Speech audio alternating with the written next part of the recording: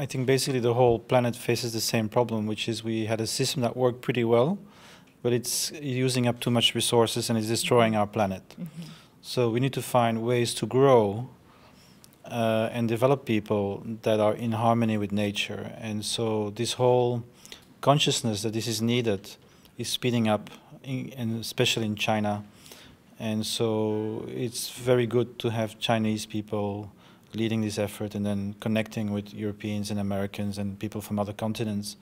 I'm with something called the Peer-to-Peer Foundation, and so what we study is new social practices where people work together to create value together. And one of the best known examples is free software with Linux, for example, which is an operating system for the computer.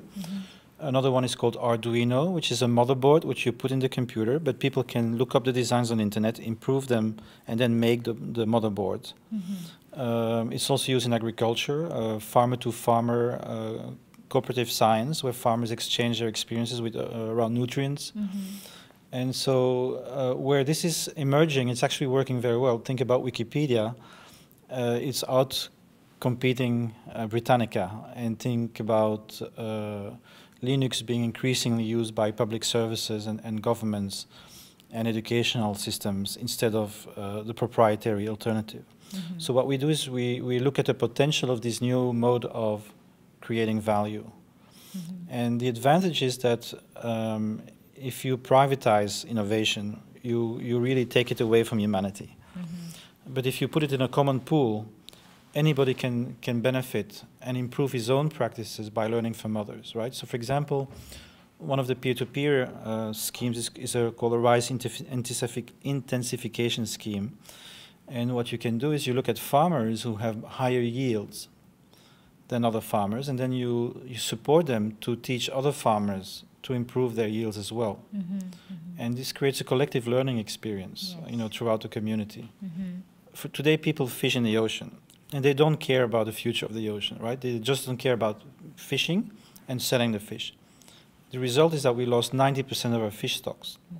Now, if you consider the ocean as a commons, as something that belongs to all humanity, then you have to start fishing differently. You have to start fishing in such a way that your children can also fish.